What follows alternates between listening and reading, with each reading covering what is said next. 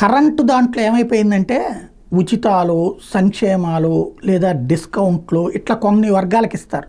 రైతులకు ఉచిత విద్యుత్తు, లేకపోతే ఏదో చేనేతకి తగ్గించడము, లేకపోతే కనుక మత్స్యకారులకి తగ్గించడం, దాని పేరు ఏమంటారు, ఆక్వాకి తగ్గించడం, ఇట్లాంటి. ఇది ఎవరు చేయాలా? ప్రభుత్వం డబ్బుల్లో నుంచి చేయాలి. అది కాకుండా ఆ విద్యుత్ సంస్థల చేత అప్పులు తీసేసుకుని ఏమో వాళ్ళ ఖాతాలు వేసేసుకుని మేము మీకు ఎంత న్యాయం చేసాం అంత న్యాయం చేసామని ప్రభుత్వాలు చెప్పుకుంటూ ఆ తర్వాత ఆ అప్పుల వడ్డీ భారాలంతా జనాలకి బిల్లుల్లో వేసి చావు బాధేస్తున్నారు.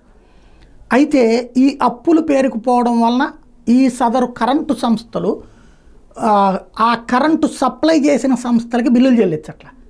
దాంతో ఇలా కరెంటు ఉత్పత్తి చేసేటటువంటి విదేశీ సంస్థలు ఎవరైతే పెట్టుబడి పెడుతున్నారో వాళ్ళు మానేస్తున్నారు. దీంతో కేంద్ర ప్రభుత్వం ఒక విధానం తెచ్చింది. జగన్ అధికారంలో ఉన్నటువంటి సందర్భంలోనే రాయితీలు అనేటటువంటిది ఏదన్నా ఉంటే ప్రభుత్వాలే భరించాలా. నువ్వు ఎంత రాయితీ ఇస్తావో 100కి 100 రూపాయలు రాయితీ ఇస్తావు ఇవి, కానీ ప్రభుత్వమే భరించు. కానీ ఇక్కడ మాత్రం డబ్బులు వాళ్ళకి ఇచ్చేయాల్సిందే. అలా చేసే వాళ్ళకి 0.5% రుణాన్ని జిఎస్టీపీలో అప్పు ఎక్కువ తీసుకోవడానికి అవకాశం ఇస్తామని చెప్పేసి ఓ లెక్క ఇచ్చింది. అందులో భాగంగానే జగన్మోహన్ రెడ్డి అదే దాంట్లోనే స్మార్ట్ మీటర్లు పెట్టమన్నారు. అదే సందర్భంలో రైతులకు ఇచ్చేటువంటి సబ్సిడీలు వాళ్ళకు కూడా దాని పేరేంటది డిజిటల్ మీటర్లు పెట్టమన్నారు, కరెంటు మీటర్లు పెట్టమన్నారు.